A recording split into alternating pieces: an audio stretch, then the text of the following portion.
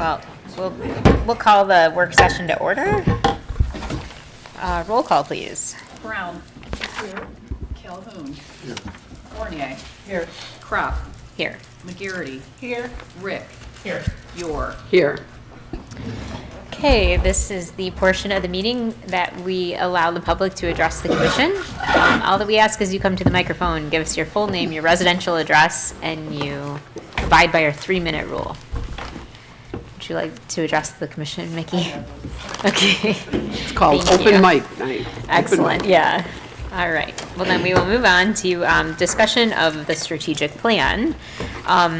So I just want to, before I hand it over to Mr. Shipman and the staff and everybody, I just want to first take a second to say how incredibly difficult the last 24 hours has been for, I know, everyone at the city. Everybody in the city, I know, is feeling very terrible about the news of the person that lost their life yesterday morning. And it's weighed very heavily on me, and I imagine it's weighed very heavily on all of you. That being said, I definitely had a pause to say, do we even do this meeting today? Because, you know, it's difficult, and everyone has a right to feel the heaviness of the day. And so, we obviously put a lot into trying to find a date and get everybody together, and so we didn't want that to go to waste. So we're here, and I hope that everyone can kind of power through. And I just want to acknowledge the person that passed away, and I want to make sure that we all understand that, you know, we are all feeling the weight of that. And so I also, in my mind, feel as though I want to hear from the staff. I'm really excited that all of you have put a lot of effort into making presentations to the commission about what you and what we as a team have accomplished. And I'm really excited to hear that, and I know the commissioners are too. And I hope that we can get through that tonight. You know, and maybe we will be able to go further. We'll see. But I think we need to just kind of acknowledge that it was a difficult day. So with that being said, I'll hand it over to you. I'm just going to say a couple words and hand it right back to you. But that's okay. That's fine. Well, thanks everybody for being here tonight. It's important that when we do strategic planning, we have everybody here if we can, and we do, so that's great. You know, we first started this process back in about 2020 because we had no plan, and it has evolved immensely since those days. You know, it started out very simple and basic, as you can imagine, and it's, you know, evolved into what we have today, which is, you know, what I think was a really great plan. It's very presentable to the public, and I think it makes us look good as a community. It's important because it's the roadmap that the commission sets for administration to follow, right? And it sets our goals and objectives that we want to reach not only daily, but annually and beyond. And so it's important to get this done, you know, in January, because we utilize this as part of the budget process as well. So, Mayor, I think we talked, and you said you would walk us through the plan and kind of see how the commission feels as we go here and how we want to approach this. Normally, we would take each topic, and whatever department would be responsible for that would comment on where we're at with what we've completed with it and where we're going in the future. Give you an idea of, you know, what we've done in the last, I guess it's been about a year and a half since when we redid the plan. It got pushed back a little bit last time, so. Yeah, so we'll start by going to the page where it has organizational mission and core values, just so that we can review it and say, yeah, that's why we're all here, right? So our Mount Clemens embraces its diverse community with pride.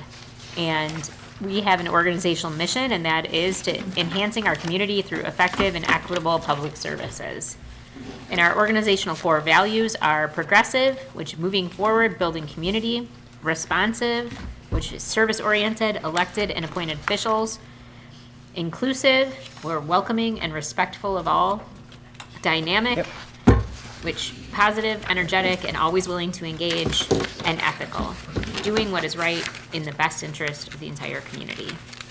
So obviously, we need to update our picture on that page. It's okay, we'll get there. All right, so objective number 1, if you go to page 6. So we are at the Excellence in Government, a government agency who strives to be knowledgeable, properly equipped, and equitable, utilizing data to make informed, effective decisions and improve people's quality of life. So that is our first part of the, or I would say, first goal of the strategic plan. And that has an objective of, number 1, embedded equity throughout government operations. And so for our first strategy, use community services equitably across the entire community, and I think that is going to you. It is me. So, as a city, we strive to make sure services such as snow plowing, street sweeping, street repair, recreation offerings are distributed as equally as possible throughout the community.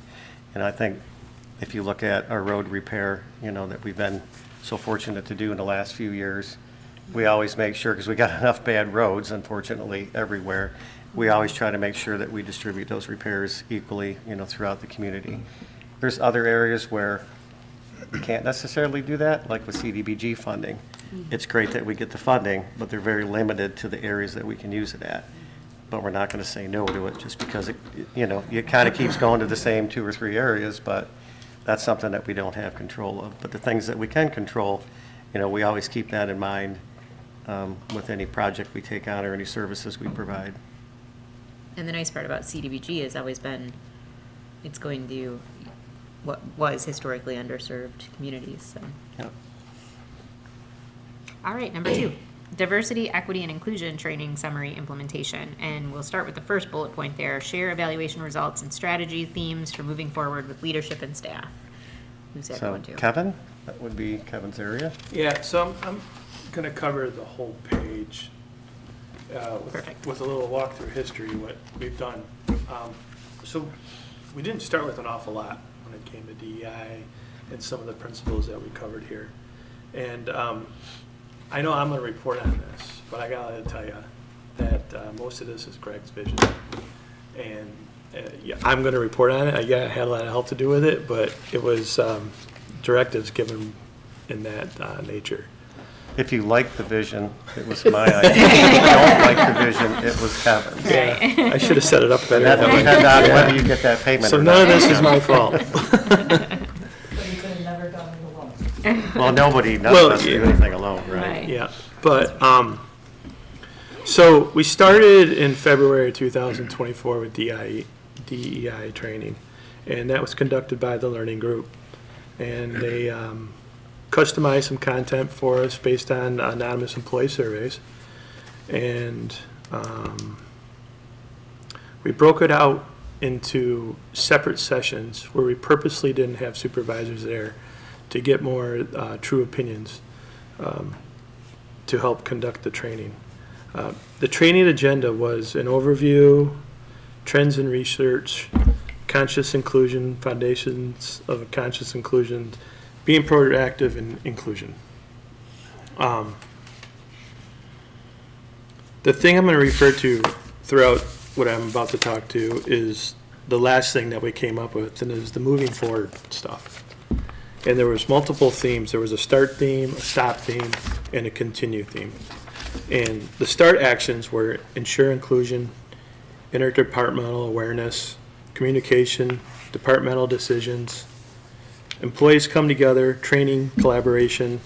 The stop that they identified was judging, resisting change, inaction, department inequality, exclusion environment, and the continue was the social committee, inclusion, community engagement, departmental learning, strategic planning, recognition, and training.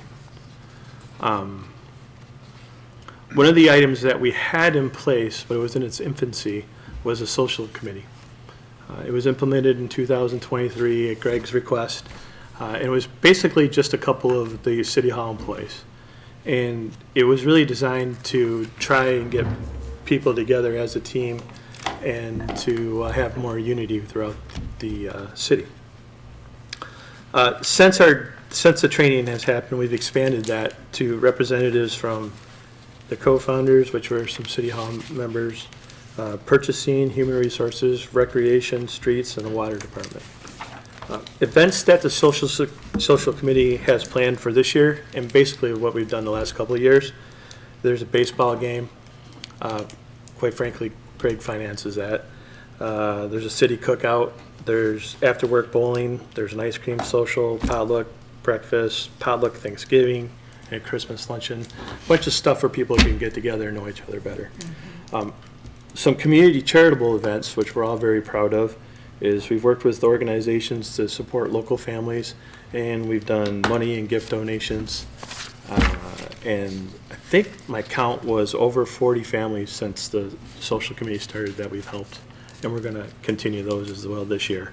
We've also participated in back-to-school drives, helping children get the basics to start the school year. So some of the fun stuff that we put together, we have a sports week where everybody can wear their, like one day is a Pistons Day, one day is a Lions Day, one day is a college day. We do some internal funding through some the Super Bowl squares and stuff of that nature. The Halloween skeleton contest, you see that here. We actively participate in that. Christmas door decorating, which is an internal thing that we go through. So as listed in the moving forward part of the DEI training, how does the social committee help us? It started more inclusion. It started more interdepartmental awareness. Employees are coming together. There's departmental decisions. There's collaboration. And what it continued was the social committee and community engagement. And I got some other stuff that's going to be coming up at the end. I'm probably just going to go right through it all because it all kinds of ties together, and we're all tied to the principles of what we learned in the DEI training. So we've had some additional training this year as well. We had leadership training. Leadership training was done in May of 2024. That was provided by the leadership group. Attendees for that were city managers, commission, department heads, and supervisors. And that objective of that training was to equip leaders with skills and knowledge to effectively manage and enhance individual performance, leading to improved productivity and overall success. We also had customer service training. And that was conducted in October of 2025. And that was provided by Double Hall Solutions. Attendees for that were the city manager, city commission, and all employees. Mission was, we developed the mission on it, and that was to serve every resident, business, and visitor of Mount Clemens with respect, fairness, and reliability. Providing answers, solutions, and support in a way that reflects the pride of our community.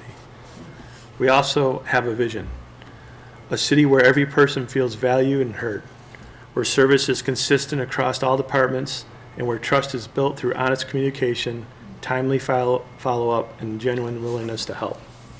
We put together the principles of BRIDGE, which is balance, respect, integrity, dedication, goodwill, and engagement. And most recently, we had employee evaluation training, which is another couple pages down the road, is one of our things that we'll talk about. That was conducted in January. It's provided by Double Hall Solutions. Attendees were city manager, department heads, and supervisors. And the training was titled Foster a Culture of Accountability. And the subcategories were the foundation of crucial accountability in the workplace, the power of continuous feedback, receiving feedback, personal and professional growth, the role of accountability in team dynamics and performance, the annual evaluation, reflecting, celebrating, and looking ahead, and preparing for effective evaluations and crucial conversations. How the principles that govern, that we found from the DEI training that this impacts, is we started training, communication, we stopped inaction, and we continued training and developmental learning. And I'm just going to keep going to, we've just kicked off 2026 employee evaluations. The training was complete, like I said, evaluation forms have been approved. The goal is to have employee evaluations completed by the end of February, and then going forward, it'll be at the end of January each of the following year. And how this correlates to the DEI training, we start communication, again, more communication. We stop resisting change, because we haven't done these in 20 years, 15 years. And we continue strategic planning. So I don't know if that checks all the boxes. I did do a little benchmarking. I know one of the goals was to do some benchmarking. I didn't find an awful lot. I did find some cities had some DEI statements. I did find that Sterling Heights has a pretty active program. So, you know, we continue to apply the principles of the DEI training that we had, and this is what we're doing going forward. Very good. Thank you. Does anybody have any questions for Kevin? I'll just say that as you were going through things, I want to thank you for involving the commission in a lot of those events. And so we were familiar with a lot of them because we do get a chance to participate, so thank you for that. And I'm thrilled to see that you've implemented the evaluation program. I believe in, if it's done right and there's thought put into them and you really take the time to do it right, they're very valuable for all employees. And so, kudos. Great. Thank you. Excellent. I have a question. Yeah. Are there any specific metric type goals that the city might be setting when it comes to hiring and promotion as it relates to diversity, equity, and inclusion? Any specific metric goals? Do I need a mic? Because I have the mask on to protect all of you all because I went home Tuesday with a cold. So, okay. Is this better? Yeah. Yeah. So I'm just asking, are we thinking about goals that actually are measurable when it comes to hiring and promotion as it relates to diversity, equity, and inclusion? Well, I guess I would just like a little further information, like what were you thinking along those lines? I'm just thinking that when you have a commitment and a plan in place, you usually have measurable goals that go with it. Sure. So that's what I'm thinking, just, you know. We do have a metrics section that we just haven't gotten down here to this section. I mean, we have a metrics, which we said dollars in approved budget that support projects that promote equity, percentage of city officials and employees trained in DEI, and then the equal distribution of capital improvement funds. So, I mean, we don't have anything related at this time to hiring. So that could be something that we look at for our next strategic plan. I would strongly urge that we do look at it for the next plan. Okay. I would add that I would like to, if we do that, I would like to see how that can be rolled into a small employee base without disproportionately imbalancing things, because it's the kind of goal that, like, when we do it in the Navy, it's easy because you're dealing with hundreds of thousands of people. But when we're hiring for a department of one, I don't want us to get so far out of balance one way or the other. So we have to find a way to capture it, and I want to know if there's best practices that smaller organizations use to make sure we get after that in a way that actually gets the end result where, like, the overall, employee hiring percentages meet those goals without, like, our one Asian person quit this year. We have one job opening this year. How do we do that? Like, do you have to put the timeline out over a longer period to make sure you're meeting proper diversity goals in hiring, retention, and promotion when you're dealing with a smaller organization? I don't know if there's best practices out there for that kind of thing, but I would be curious to see if that's even being looked at. I want to respond. I don't think we should take it so literal that, if an Asian person leaves, then we have to replace that person with another Asian person. I'm talking about just a diverse scenario where optics alone allow you to see that it's diverse. Okay. We don't have that presently. No, we don't. So, okay, so that's my point. Literally, in the Okay. Navy, they literally assign recruiting goals based on race. So I'm Right, so no, I'm coming not, from a different place. I'm not drilling that deep Okay. in terms Okay. of literal goals, but I'm talking about, you got it now. some 'cause kind we're of talking metrics to about- capture. Yeah, yeah, Okay, yeah, thank you. okay. Yep, and just because we were on the subject of DEI, the DEI training we got, that was a small portion of it, but what we got out of the training was, it was, a lot more than that. And it wasn't just about race. It included, like I said, race was a portion of it, but it was very small. It was really about everybody. You can go ahead, Kevin, if you want. I know you were. Well, a lot of your times section, it's but- just understanding where people are coming from and taking the chance to understand another person's point of view, regardless of who they are or what sex they are, but taking a step back to understand what the other person's viewing. So. Yeah. Well, I never, let me just clarify something. I never wanted to give the impression that diversity is just about race. It obviously isn't, by Sure. definition. Diversity is as clear as a bell in terms of its definition. It means that there's all representation. And I think a lot of our mission and a lot of what we have here speaks to that. But I think we do need to have it be more of a visual, and the optics reflect it. That's what I'm talking about. Okay. When it comes to hiring, the city of Detroit does like a scoring system with different weight. For instance, like for people who live in the city, you get a higher score. Can you use Microphone? that? Yeah, sorry. Sorry.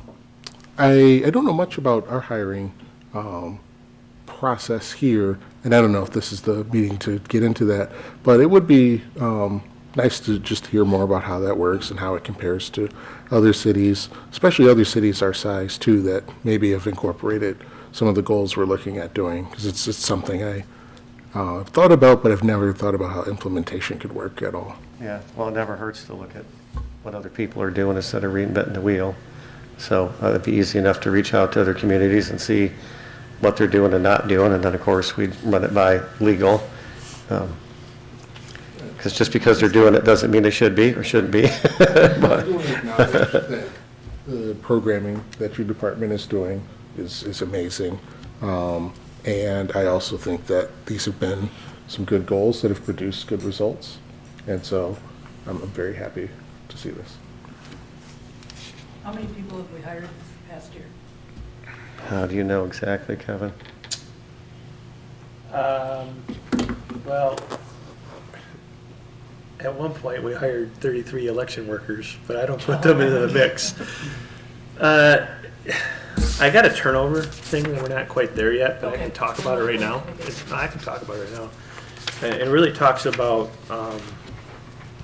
how many people have left us, so we've replaced them, right? So, and if you take out like seasonal worker, in 2024, we had one retiree and 4 people leave us, one way or the other. So we probably would have bought 5 people. Our turnover rate, we've got like 76 employees, right? Our turnover rate, our voluntary turnover rate is, in 2024 was 2.64. Now, again, with you got that small of numbers, it only takes a couple of people to leave and you're skewed, right? Because if you look at 2025, our voluntary turnover rate was 7.8. But we did have a couple retirees that left, and we put a couple people in there, and they didn't like it. So it's kind of a statistical lie. They didn't even last 6 months, and it was mostly at least 2 of those people left on their own. And then they don't have the national rates out yet for 2025, but the 2024 rates were a voluntary rate of 13%, so we're way under it, and a involuntary or a combined rate of 18%. So the first year I was here, we didn't hire a lot of people. Last year, we probably hired, because we had a lot of retirees last year too. We had 7 or 8 retirees. We had 7 people, but you gotta remember couples positions, like with Dial-A-Ride, we're hiring multiple times for it because it's a higher turnover. So maybe, I don't know, 10, 11 people. So, which is great because recruiting's terrible. Exactly. Yeah. It is tough to recruit for And- our positions. I mean, I think we pay fair, but we don't pay a lot. And, And it's the benefit package that, yeah, you it know, is the package. I know that everyone is. Yeah. younger people So, don't, you know. Other people really Yeah. appreciate the package, but, there's another thing that is difficult when you have a couple of retirees and you try to put people in there, and Lenny will tell you, it's, you train these, you put 6 months into them, you train them up, and then they're not here. Because it wasn't working out for them primarily, not us, and, right. you know, and one of the things in here is about continuing to be an employer of choice, offering competitive compensation and benefits. It's kind of an unfair thing to put in here as a strategic plan because our benefits are great. Amazing, Um, actually. Yes, and anybody, especially me, coming from private enterprise and coming here, we had a significant increase to the employee contributions this year. And I still look at people and say, it's the best insurance I've ever had at the cheapest cost for me and my family. And we have multiple tiers, right? Now, to start making changes like that gets a little bit more complicated when you got retirees and stuff. So, There's a lot of factors. yeah, if you're coming here and you're worried about benefits, you're coming here all day long. We still have a pension. We just interviewed a person the other day, and it's like, yeah, not many people have pensions. Oh, yeah. What's that? Full pension. And full health care for retirees and their spouses. Yeah, and like you said, maybe our pay is medium. I haven't really researched that, but you know, the end game. No, it is. When you get to that, when I'm working on a guy who's retiring, Mhm. they're coming out of here speaking very highly about us. Yeah. Oh, yeah, I'm married to one, so yes. Right.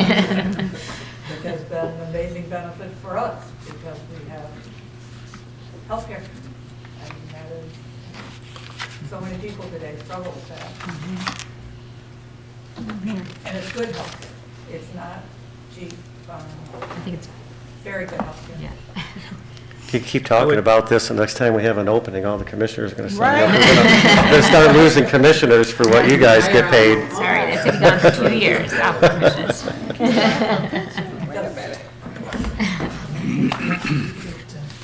Yeah. All right. Oh, go I ahead. just had one last question. Yeah. In the employees who voluntarily left, in those exit interviews, you might have covered it, is the issue mostly just, is it just money? Is it the training? Or, I don't know if you can speak to that or not, but. I mean, I don't is really there a want trend? to talk too much about personnel issues Yeah, here, I understand. but I will say that I do an exit interview for everybody. I can think of a couple. One, an individual was surprised at the fact that when you get into a pension, that you have money coming out for it. And that surprised them a little bit. And then I had another person who was going to school full-time, and it kind of interfered. And so when, you know, they're on the tail end of their education, and they were here for like 5 or 6 months, and like, you know what, I'm gonna wrap this up, my education, and go full-time, get that done. I've had a couple people that, I can only think of a couple people who really left us that weren't happy. It's 1 or 2. I've had it in 2024 where we only had like 5 people do this all together, or 2, 4 maybe. The one person thought the grass was greener somewhere else and went to another municipality. But, Okay. but, you know, when you're dealing with numbers like I'm dealing with, I had seven people leave us last year, non-retiree terms. It's just not a lot. Right. And like I said, when you're doing, the turnover rate sound like, wow, it jumped like double. Well, it's only 2 people. I mean, it's a statistical lot. Yeah, and the circumstances, if you knew the circumstances, I'm comfortable with the circumstances. People just don't leave. They don't leave a lot. And that, I can only think of one person who was truly just wasn't happy. I appreciate it. Yeah, I just wanted to see if there was a trend, but it sounds like. Yeah. The trend is, I had 6 people retire last year, a couple retired the year before that. Most people go out the door like that. Yeah. So, and I got, I know last year was a big year for retirees. So, and I know they're lining up, I got a couple people lining up for this year too. So, if you looked at our workforce at one point, there was, I think Greg and I looked at it, there was 25% of our workforce was eligible to retire. And that's losing a lot of knowledge. But we only have, as it stands now, we're in the process of hiring 1 person, and we've got, Lenny's got a position open that we're in the tail end of, and so there's only like 2 positions that are open. So we've never had more than a couple positions open at any given point, so. Thanks. All right, are we ready to move to objective number 2? On page 7. Kevin, I don't know, I don't think, Kevin didn't include this stuff, right? So we're gonna move to objective 2, promote and maintain fiscal sustainability. And we're gonna hand it over to Greg, which is ensure the long-term viability of defined benefit retirement and other post-employment benefits, or OPEB systems, through collaboration with the Mount Clemens Retirement Board. I got 2 retirement board folks here, so if I screw this up, no, I won't screw it We'll up. tell you. So the pension system right now is 96% funded. And so to kind of give you some stats on where that puts us, state-wise, out of 171 pension systems that have reported so far in 2025 under Public Act 202, that data set in Michigan, only 7 of them are funded between 95 and 100%, and Mount Clemens is one of those. So in 2024, Mount Clemens was in the top 10 percentage in Michigan out of 870 that reported. I believe we were only about 91 point something % funded then, so we're better now than we were then. It was a good year. It was a good year. All right, so number 2 is utilize responsible investment practices to improve fiscal sustainability. I'm gonna hand that one to you too, Greg. All right, so the city utilizes a diverse long and short-term investment strategy, which has been instrumental in our ability to take on a lot of these capital projects. I mean, we did a local street here for the first time since anybody can remember. I mean, we had people that have been here 25 years.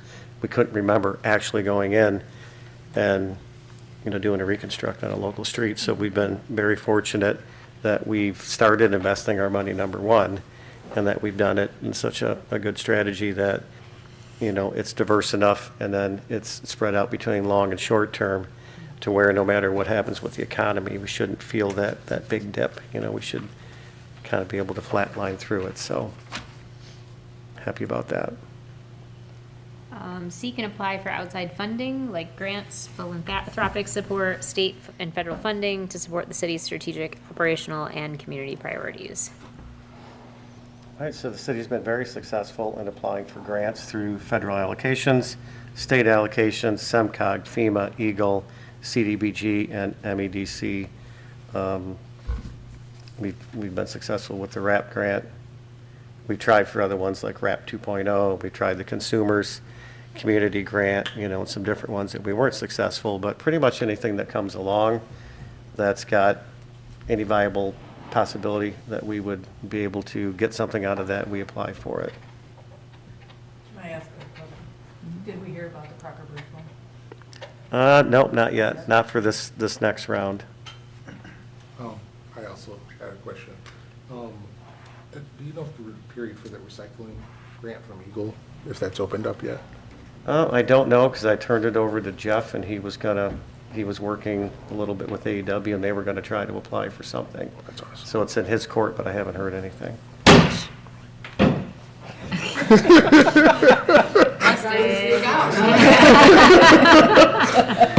So Jeff isn't here, he's on vacation, but I'm sure that he's viewing in from the Keys right now. Yeah. Not, Well, if he is, he needs to stop and enjoy his vacation. Yeah, exactly. Exactly. All right, let's see. Number 4, continue 5-year budget projections. all right, so we do that, the 5-year budget projection is updated annually, and we also have a 10-year water and sewer rate projection that is updated annually as well. And continue capital improvement planning updates. So the capital improvement plan is updated annually, and it is plugged into the 5-year projection and the 10-year water and sewer rate models. And obviously, the metrics of those were the general fund balance, the bond rating, percentage of actuarial computed employer contribution, which we just received that report, the annual audit, and the number of grants applied for. So that's where all that info came from. So yep, go ahead from that section. Going Go back ahead. to the grants. Can you just very briefly, so go through the grant process? I know most departments, well, from what I think I know, most departments will write grants, or you will write grants. Yes. Is there a grant writer that we contract with, or have we Yeah, considered? Linda Davis Kirksey. So we share her services with the DDA.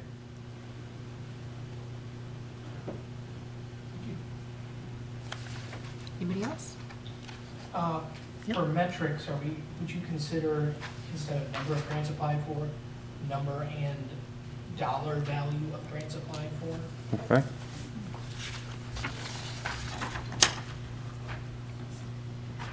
I'd be interested in knowing how much was brought in from grants on an annual basis. That's how I have to It's report. always a fun number to, Yeah. yeah. Well, has been. Yeah.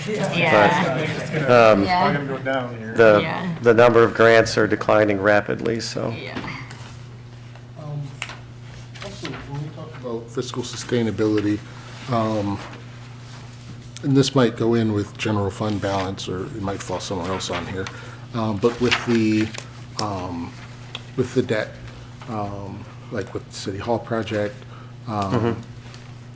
do you feel that that would fall as a metric for maybe just educating the public on city finances? I think the pie chart that was put out was very good, so people could see. In your taxes? Yeah, but I think there's still confusion, and there's a lot of information swirling related to, I think, our finances. I think when it comes to our tax base, there's still, I think it's out there what our tax base is, but just how that looks for us. So Right. maybe if education could be added to Okay. this. As a strategy then, right? Sorry, as a strategy. Yeah. Yep. I like that. Yeah. Educating the public. Yeah. Yeah, I like that. Also, I just want to say it's bonkers that we weren't investing our general fund dollars before. Thank you for doing that. I know. Thank you for going through the legal confirmation that we can, and Yeah, we're investing every dollar, even in checking now. So, That's great. I mean, that, I remember, I don't know, a few months ago, I think State of the City, you had mentioned how much we had earned on that. I don't remember the number, but yeah, I mean, it bounces around each month, but if you just, about $100,000 a month is a fair number. It's probably a little higher than that, but, yeah, that's kind of a lot. yeah. It's a lot, yeah, that we weren't getting all those years. I mean, Finance 101, I will say that years ago, that you might only got 0.25% or something on your investments, and so it's gotten better. But yeah, it was better for a while before we took advantage of it, for sure. All right, everybody Good to move? All right, so objective number 3, maintain a high-quality workforce. Strategy number 1, develop a workplace culture based on city values and the principles set forth in DEI training. I'm assuming this one was for Kevin, and you've kind of hit all these, right? Is this whole section, Kevin? I think I covered pretty much all. I think you did too. So does anybody have any questions about the maintain a high-quality workforce objective? I think strategies and metrics that we talked about during Kevin's first report, we might want to add here in terms of exploring. Yep. And I don't know if that's even something that has to be added here, if that's maybe even more of just a directive to look into it, but I think this focuses on maintaining our workforce and maybe adding a little bit more about hiring. I was gonna say, we don't have a strategy really directed at hiring, so maybe, yeah, explore strategies of hiring practices, or I don't know, I explore, mean, I think yeah. it could be added to this. It's a very good section, I believe. Yeah, I would believe this is where it would fit. Yeah, Yeah, I got a note there. I think it's better there. okay. And maybe to Kevin's point, I mean, the annual turnover rate really isn't meaningful. Right. Because we have such a small workforce, so maybe it has to be, I'm not even sure maybe it's just the number, or is it a meaningful, has it been an issue? I wondered if there was a way we could do, it says annual employee survey, but what if it was an annual employee satisfaction survey? Okay, so that's the difference, so You that's know? number 2. Right, but I mean, and maybe that's more meaningful to us than the turnover rate. I agree. I don't know, what do you think, Kevin? I mean, do you say, is that really a meaningful metric for us to, we kind of glossed right I don't over it and think said it so. wasn't. I mean, The turnover rate, you mean? Not, I isn't? mean, if we were turning over, Yeah, if we were turning over 15% of our workforce and we had like people we wouldn't need flying a out the door, percentage to know we got an issue, right? we know we have an issue. Well, even without a high turnover, a survey that would give people a chance to comment on culture or sense of belonging or Yeah. anything like that. I know we just reviewed ours at work. I mean, it does give meaningful data, like, Yeah. and an opportunity to improve or make changes. So it might be something that you would feel would give you some information. Yeah. I will also say that when you do your employee evaluations, if they're done well and they're given a lot of thought to it and in the discussion, I don't know how much is check the box, which I hate, or written out. You can get a lot of that information too, you know, you should find out how they're feeling about things and how they're, There's a section in there for it, so the way this is going to work is they actually get the evaluation form first, and they have a little more than, actually, they fill out a little more than half of it themselves. And that's part of it, is we want to hear the types of things you're talking about that could be in a survey, right? It's an opportunity for them, and we stress that this is not for disciplinary purposes, right. you know? So, With that being said, though, I do see some value in at least maybe annual, biannual, whatever, since our retention rate's so high. An anonymous organizational effectiveness survey. I know with my time, I have seen great recommendations come through those sometimes, or some real doozies of some red flags come through those, but I don't think that's what we're going to deal with so much as just Never know. a way to get positive feedback and recommendations and whatnot.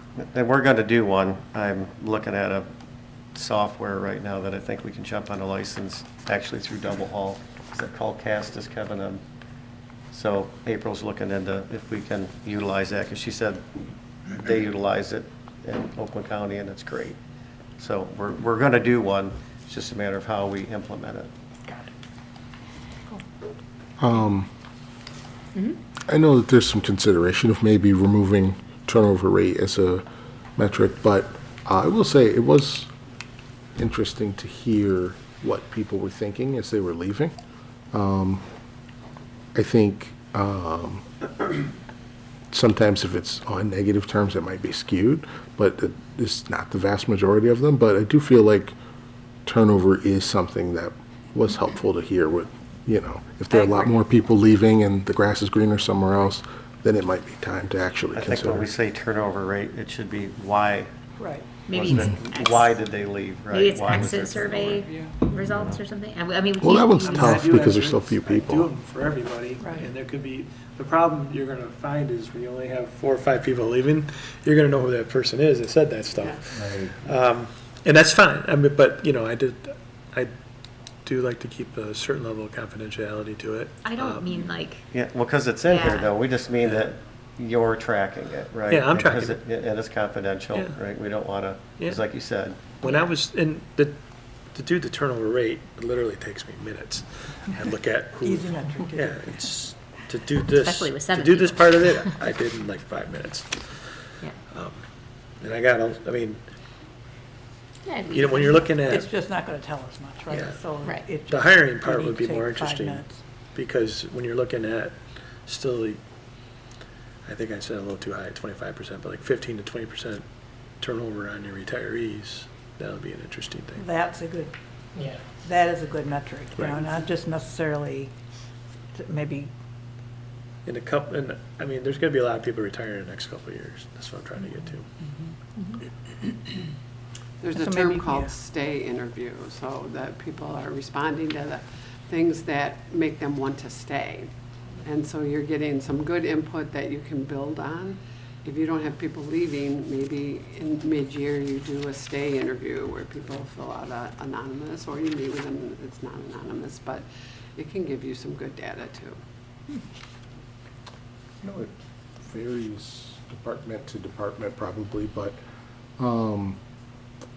with so many people and with so much institutional knowledge leaving, are there different ways that could be considered to kind of maintain? I mean, some of that's just on the job, you'll only, you know, this is how we do it, right? But are there ways to capture, you know, some of that in a way that would be helpful? More Yeah, so so than, we can have an exit plan when there's people coming behind. Kevin's in a job by himself, right? So that's a tough, There's that's nobody a to tough mentor exit before plan, you right? leave. And so, what we've had that, and so what Kevin's doing, and so this, we actually had this down in purchasing. And so what we had, her name was Terry, what she did is she actually went through and created a complete binder book with everything you could possibly think of, to the point where, because we were without a purchasing agent for a while, where you could go down and you actually go into this book and you could figure it out. It was really handy, so that's what we're focusing on in these departments where there isn't that next person that can just come along and slide into the spot. that's great. So it's a practice that's already been done here. That's Yes. All right, moving on. All right, now we're going to move to the economic prosperity and affordability on page 9, ensuring opportunities to residents, employees, and businesses for financial growth and security. So Kevin, you're off the hook now. We're moving on to Brian. So, objective number 1 is prepare a new community master plan that establishes a vision that reflects the community's values and priorities. And the first strategy would be complete the city's master plan with guidance from a third-party consultant, and that one is for Brian. So really, the 3 strategies are all kind of related in terms of just adoption of a new master plan. So I have started work on drafting a request for proposals for the preparation of a new master plan. We would be hiring a consultant for that project. So just in terms of background, the current master plan was adopted in 2010. There was an update adopted in 2016, so we're even 10 years past that last update. This new kind of comprehensive citywide master plan would replace all of that. So my goal right now is to have that RFP out in the second quarter of this calendar year. Some of that might depend on some funding sources that I've identified and when I can apply for those. But I'm probably looking at a budget for a citywide comprehensive plan of around $100,000 to $150,000 for a master plan. So again, that's in the works, and hopefully we'll be hearing more about that this year. What, in terms of, the state's mandates of, master plans, I mean, I know, like, is there still legislation that says, you know, you have to have one, and what is the timeframes, and, Right, you know, what is that all? Obviously, we need to have one. Their only requirement for having a new one, they don't require you to have a new one. They require you to review it on every 5 years. And we have been doing that with the planning commission level. They review it and then determine whether or not they want to adopt a brand-new master plan. Do they want to leave it as is? So, And is the planning commission wanting to do a new one? yes, they are on board, definitely. Brian, with regard to strategy number 2, I'm wondering if we could be a little bit more illustrative there or specific. And I just took a few notes. Engage the community in the planning process through focus groups, surveys, and solicited feedback to set goals for the community's current and future needs. I just think we need to give Yeah. people an idea as to how are you going to engage me? Sure, absolutely. And Okay. as part of that RFP, we would build into that, you know, asking the consultant, how are you going to do the public participation component? Because obviously that's a huge component of a master planning process. So we'll definitely build that in and be able to hear from the consultants how they're going to do that. And the commission will have the opportunity to, interview, will we do, I mean, how are we gonna interview the candidates like we are with the other things Yeah, that I we're mean, doing that's- this Really, year? yeah, I mean, we can. It's up to you guys, It's up to really. how, you know, however we want to do that. And we did the update in 2015, 2016. There was a steering committee made up of, I think it was a couple of planning commissioners, a couple of city commissioners at the time. I mean, so we could do something like that again. And they were the ones that did the interviews of the consultants. So we can really handle that however we want. No one from the city commission was around at that point. I mean, we have some legacy, but not, I don't remember who it was. I do remember when you did I it. think it was. Yeah, I think- 2015 I think though, Commissioner yeah. Menser was on that steering committee at the time. I don't know who the other, Raker. no. Okay, But, So, but yeah. we can handle that however we choose to do okay, that. perfect. Excellent. All right, objective number 2, support development and placemaking efforts desirable to making Mount Clemens a place to live, work, and visit. Strategy number 1, collaborate with the DDA, business, and community partners to use activities as well as events to promote Mount Clemens for economic development and tourist attraction opportunities. Yeah, I mean, we kind of do this on a regular basis. You know, Mickey can speak to this as well, but we're constantly working with kind of third-party vendors, if you will, or service organizations on several of the events that we do downtown, trying to, you know, attract tourists, trying to, you know, drive businesses and foot traffic to our businesses downtown. So that's really kind of an ongoing thing that we do. You know, I serve as the executive director of the DDA, so there's synergy between the DDA and the city, which there hasn't always been that over the years. So that's in place and it works well currently. But again, that's kind of an ongoing thing that we do on a day-to-day basis. With the metrics, I remember, for number 1, the software they use to track people, the Yeah, number of that's- people at events is awesome. Yeah, I was going to speak to that. sorry. But yeah, we do have a partnership with Macomb County. We do pay them, and they provide additional economic development services to the city and DDA above and beyond what they provide, their base level of service to all 27 communities. And again, that partnership is paid for half by the city, half by the DDA. And that gives us free access to Placer AI data, which I'm sure you've heard of, and we help to track you know, foot traffic downtown. We can set parameters for days and times. So that's been really helpful in showing businesses and other stakeholders just kind of what, you know, what those foot traffic levels are and how many people are attending events. And again, it's tracked off of cell phones, so. Maybe you can speak to how we're trying to kind of smooth out for the farmer's market by using Placer AI. Yeah, that's one of the things we've done in our conversations with them is using that data to show them, you know, how many people are going to be downtown, how many are at the existing market, just to give people some data for when they're making decisions about where they want to locate. So using that data, did you see any, if I remember correctly, from some things Mickey had this year was obviously a difficult year because of the construction. Did you see a lot of difference in the data? Foot traffic. I mean, if you can, yeah, go ahead, Nikki. Come to the mic so that it gets onto the, please. I don't mean to be bossy. I work with Dave, one Friday, or one Wednesday a month, we update our thinkmtc.com, but the data that we got, as an example, Made in Michigan, I had to cut down the size in half. I had to move it down the street. Nervous. I was very nervous about that, not just because we moved them down the street, but the impact on our businesses downtown. That weekend, we drew 19,700 people in 2 days in our downtown. And we also drew those people down to visit their stores and restaurants that they love downtown. So what started out on Saturday morning, not having any great expectation of people being happy, they were very happy. Many of them sold out, needed to leave early in order to make more for the next day. So that's really been helpful, the hours that people are coming to town. I can help businesses who are choosing hours that don't really fit our pedestrian traffic. It's important to know these things because Did it drop a lot from the year before? less than 1% with the construction. And that was overall for the For the season, entire- for the- yeah. the From construction March till season. September 30th, I had the them year do before. that. And we did it for 23, 24, 25. They can go back as far as we want. It's very helpful. Thank you. Anybody have any?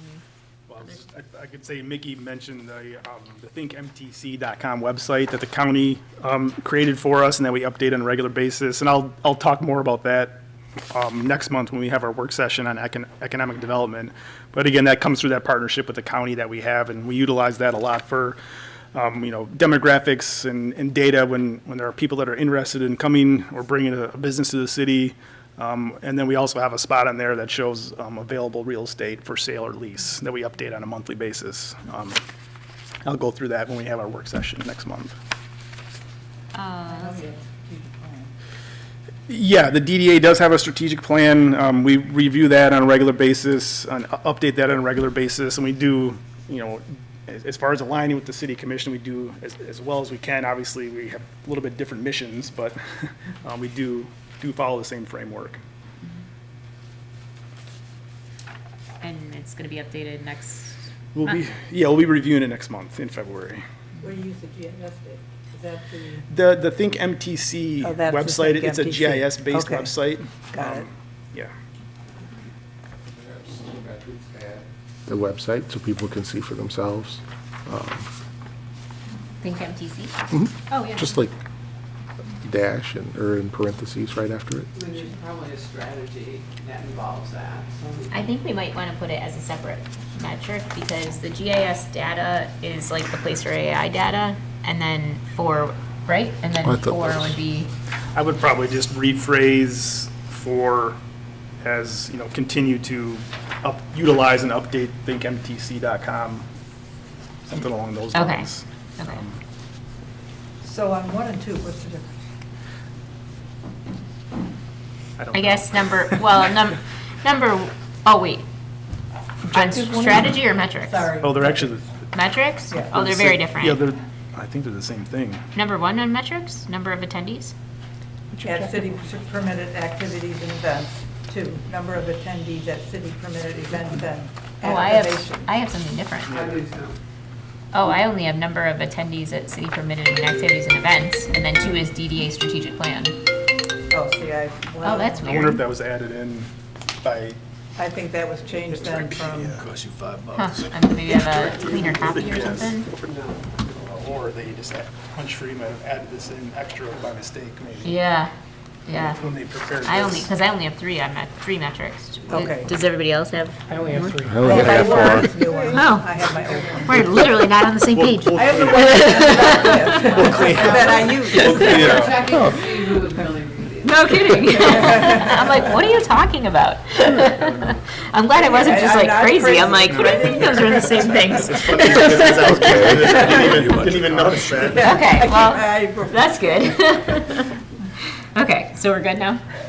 Okay. I have Yeah. a specific question, but it could be like a general question. So Okay. maybe by design, these strategies read to me to be very fluff or very non-specific.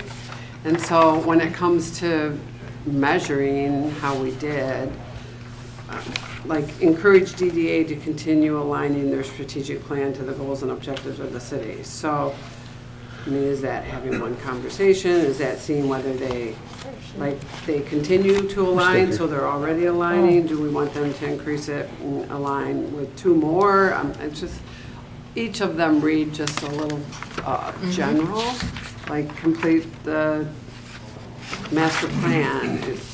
Is there a timeline or a certain day? Something to make it a little more specific. But maybe for this purpose, we kept things general. I'm not sure of the conversation. The more specific, I mean, on a metric, it's easier to. Yeah. Yeah, but then when I look measure. at the metrics and I go back to the strategies to see how you're gonna use that metric to measure the strategy, I'm not, I think some of it could be tightened up. Yeah, yeah. I think that's the question to ask, like, are the metrics gonna tell you whether the strategy worked? Sure.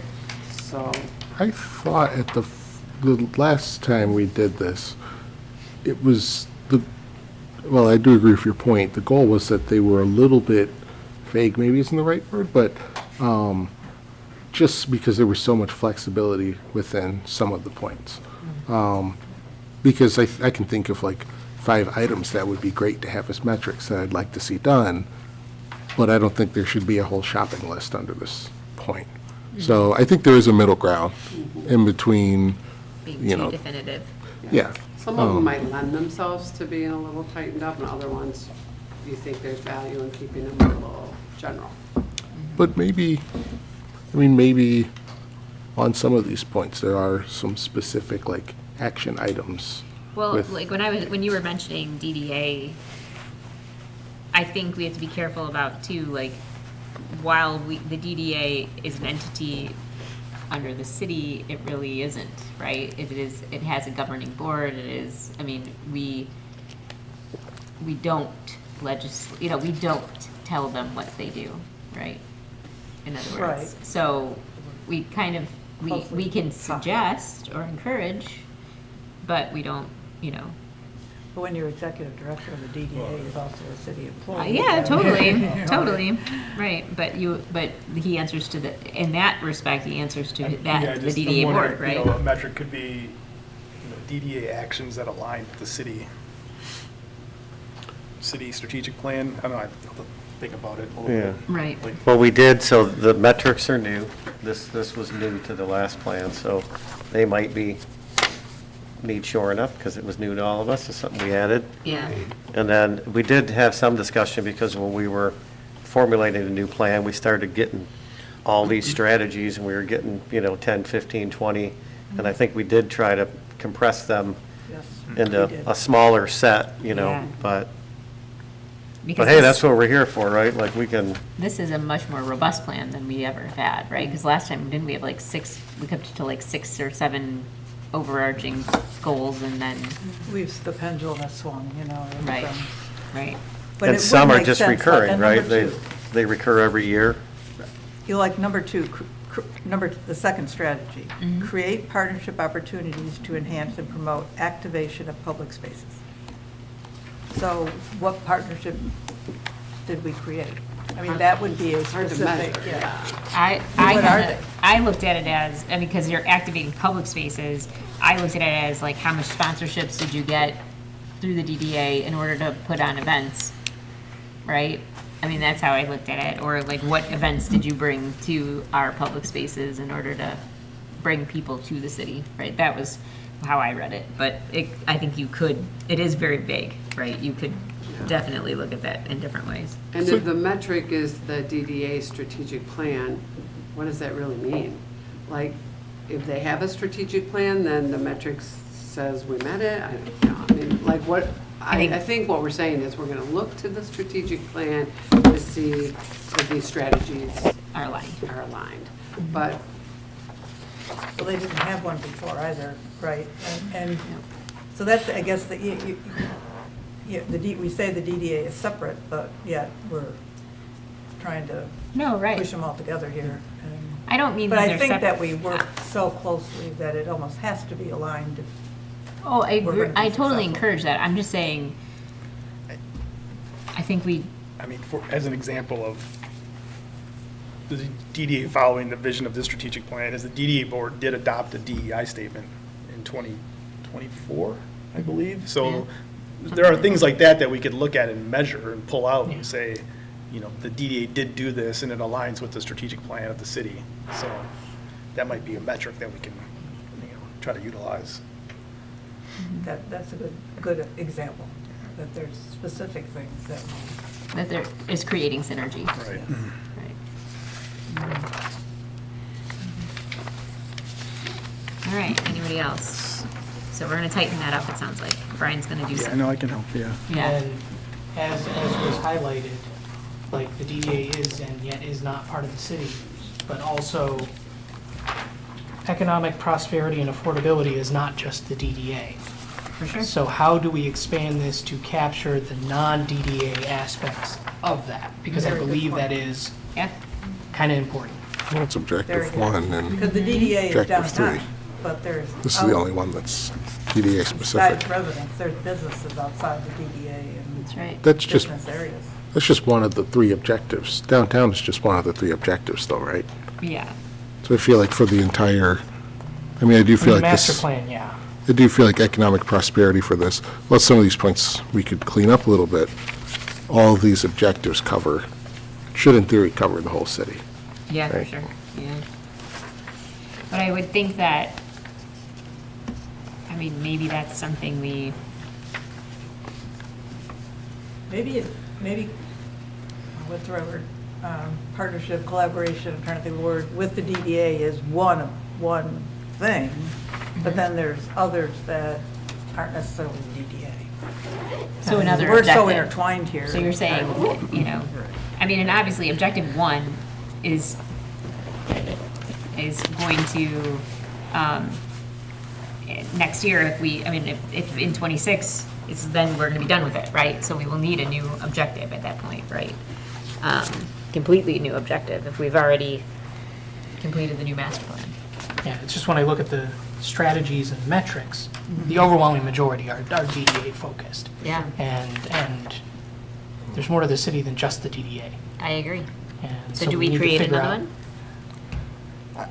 That's what I'm No, saying, I if the think- DDA can be one or two, and then there's one or two that apply to, So I guess what I'm asking is that a separate objective, or is it just a strategy under an I objective? think it's just adjusting the strategies to reflect the DDA and citywide.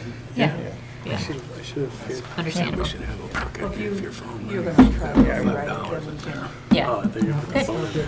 Okay, so I think that Brian understands the objective, or task. We'll Call it say, an we'll say objective, task. Because objectives are another thing. Yeah, we'll use a different word.